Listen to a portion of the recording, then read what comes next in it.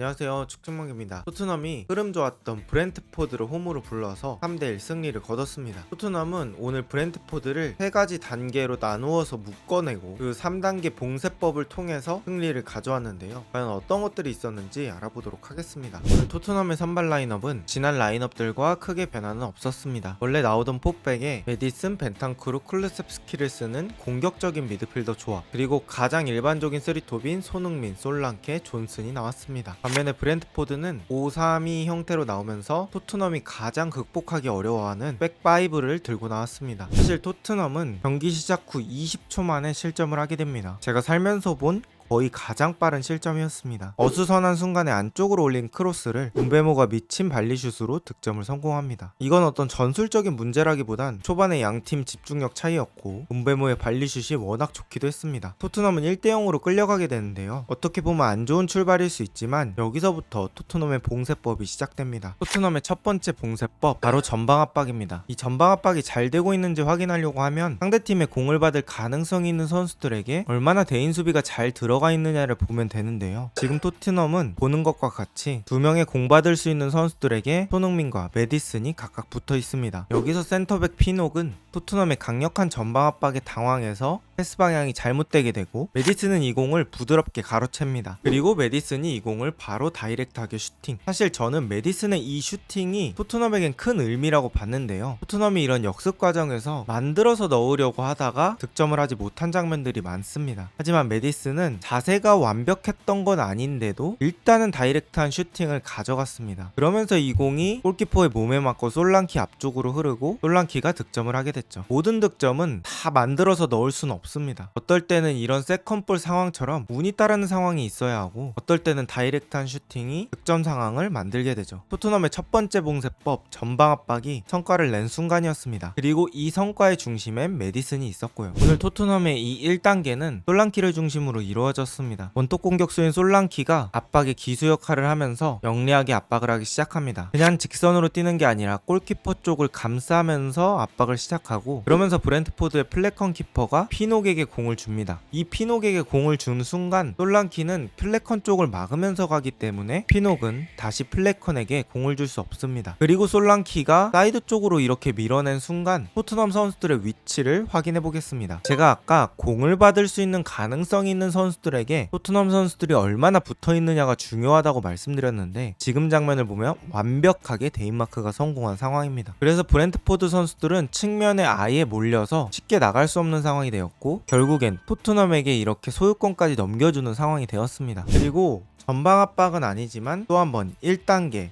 압박에서 성과가 나옵니다. 브렌트포드의 후방 빌드업 과정에서 메디슨이 아주 눈치를 잘 채면서 상대의 공을 가로챘고, 이를 바로 역습으로 전환하는 토트넘입니다. 메디슨이 손흥민에게 전개. 그리고 여기서 저는 메디슨의 움직임을 칭찬하고 싶은 게, 공을 주고 멈추는 것이 아니라 공간적으로 띄워주면서 토트넘의 공격 숫자를 늘려줍니다. 역습에서는 공격 숫자 1명 늘어나는 게 정말 중요한데 그 원칙을 메디슨이 이해하고 있던 거죠. 그리고 손흥민은 이 공을 받고 돌아섭니다. 그리고 손흥민이 공을 잘 챙겨가면서 자신에게 선수 2명을 붙여놓고 존슨에게 패스. 존슨은 이 공을 침착하게 가져가서 반대쪽으로 낮게 깔아차는 슈팅을 성공시키며 경기를 2대1로 만듭니다. 사실 존슨의 슈팅 각을 만드는 이런 플레이는 그렇게 완벽하다고 볼 수는 없었어요. 왜냐하면 더 바깥쪽으로 가면서 자신의 슈팅 각을 줄이는 것처럼 보여졌거든요. 하지만 존슨의 슈팅이 너무 좋았습니다. 아까 메디슨이 전방 압박 후에 했던 슈팅의 맥락과 비슷합니다. 이 세상의 모든 골은 다 만들어서 넣을 수가 없습니다. 때로는 과감한 슈팅이 있고 그 슈팅이 득점으로 연결될 때도 있는 거죠. 지금 존슨의 슈팅이 그랬습니다. 존슨은 지난 코번트리전 결승골 득점으로 인해서 자신감이 많이 상승한 모습이었고, 결국에 존슨의 이런 과감한 결단이 득점을 만들었습니다. 토트넘은 1단계로 1대0 상황에서 2대1까지 역전을 만들어냈습니다. 토트넘이 브렌트포드를 봉쇄한 방법 2단계입니다. 2단계는 바로 역압박입니다. 역압박은 공격하고 소유권을 잃었을 때 수비 대형으로 복귀하는 게 아니라 바로 그 자리에 뒷자리에서 압박을 가는 것을 말하는데요. 지금 장면도 토트넘이 공을 잃자마자 측면 쪽으로 몰아세우면서 상대를 압박합니다. 그리고 거기엔 발빠른 반더벤이 많이 개입을 했는데요. 지금 장면은 반더벤이 센터백 라인에서 앞까지 전진하면서 은베모가 돌아서는 걸 막았습니다. 사실 여기서 돌아서는 것만 막아도 반더벤은 1인분 한 거고요. 공까지 뺏으면 더 좋겠죠. 무튼 파울을 하더라도 위험 지역이 아닌 지역에서 파울을 하면서 경고는 피할 수 있는 영리한 상황을 만들었습니다. 그리고 3단계 마지막 공세법은 반더벤 그 자체입니다. 사실 토트넘이 전방 압박도 하고 그리고 공격권을 잃자마자 역압박도 하면 브렌트포드는 후방 빌드업도 어렵고 역습 나가는 것도 쉽지 않습니다. 그럼 결국에 브렌트포드는 뒤쪽으로 때려놓는 롱킥을 시도할 수밖에 없는데 그 가능성조차도 반더벤이 차단했습니다. 사실상 포스테코글루의 공격 축구를 돌아가게 만드는 원동력, 그건 바로 반더벤입니다. 지금도 이렇게 뒤쪽으로 롱볼을 떨어뜨려 놓는데 반더벤이 그 뒷공간을 커버하기 위해 미친 속도로 달립니다. 그냥 말입니다, 말. 그리고 언제나 이 공의 차지는 반더벤이 되었죠. 이 반더벤의 미친 듯한 스프린트 능력이 브렌트포드의 마지막 가능성까지 차단했습니다. 지금 말씀드린 것처럼 토트넘은 1단계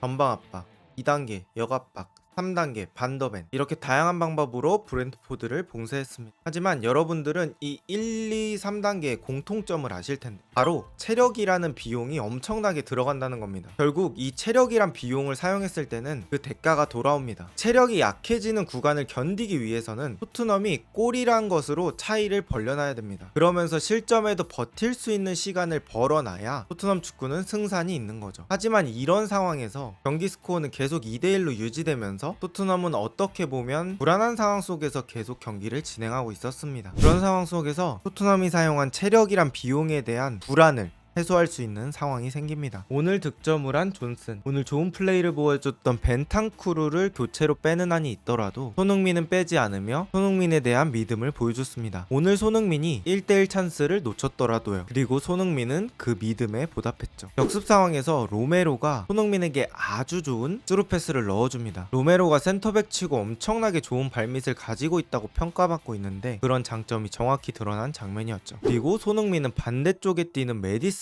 패스를 주는데 사실 이 패스 각이 잘 나오지는 않았었어요. 근데 손흥민이 피녹이 뛰면서 다리가 벌어질 걸 예상해서 그 다리 사이로 패스를 줍니다. 이건 축구를 해보신 분들이라면 아시겠지만 손흥민 정도의 클래스라면 99.9% 의도한 겁니다. 그리고 메디슨이 이 공을 왼발로 찍어차며 마무리합니다. 경기는 3대1이 되었고 여기서 스코어 변화 없이 그대로 종료됩니다. 사실 오늘 경기 승리에는 저는 메디슨을 많이 칭찬하고 싶은데요. 메디슨이 전반전에는 손흥민과 많은 스위치를 가져갔어요. 메디슨이 왼쪽에 있으면서 오히려 손흥민이 가운데로 들어가는, 그러면서 손흥민은 우리나라 국대에서 원톱 아래에 있는 공격형 미드필더 역할을 수행할 때도 있었죠. 그러면서 메디슨은 왼쪽에 주로 위치하면서 이렇게 하프 스페이스를 파는 그런 상황들도 많이 맞이했습니다. 또 이렇게 토트넘의 역습에 기점이 될 때도 있었는데요. 이런 두 명 사이에서 앞쪽으로 딱 맞는 강도로 쿨루셉스키에게 패스, 쿨루셉스키가 사이드 쪽 존슨에게 패스, 그리고 존슨의 다이렉트한 슈팅까지 나오는 이런 장면이 기점이 되기도 했습니다. 메디슨은 이런 패스뿐만 아니라 오늘 탈압박도 엄청나게 좋았어요. 3명이 붙어도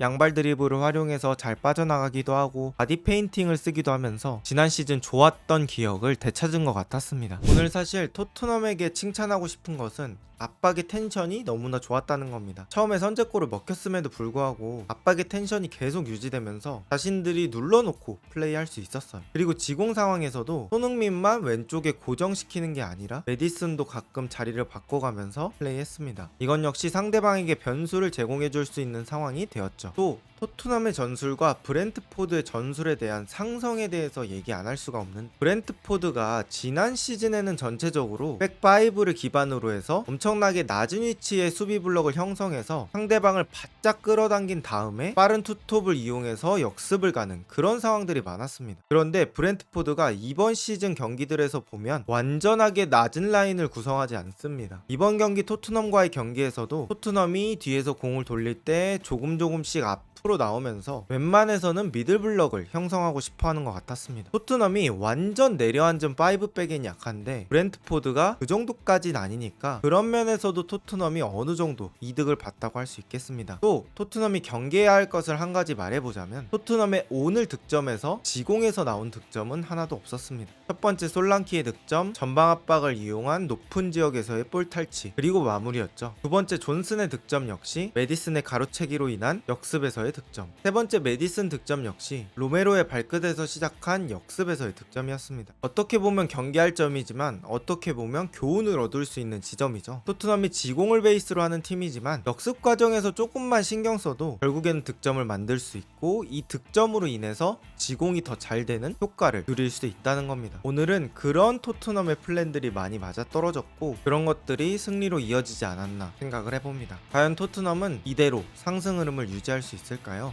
오늘 영상은 여기까지입니다. 비슷한 영상이 궁금하시다면 구독 부탁드립니다. 좋은 하루 되세요.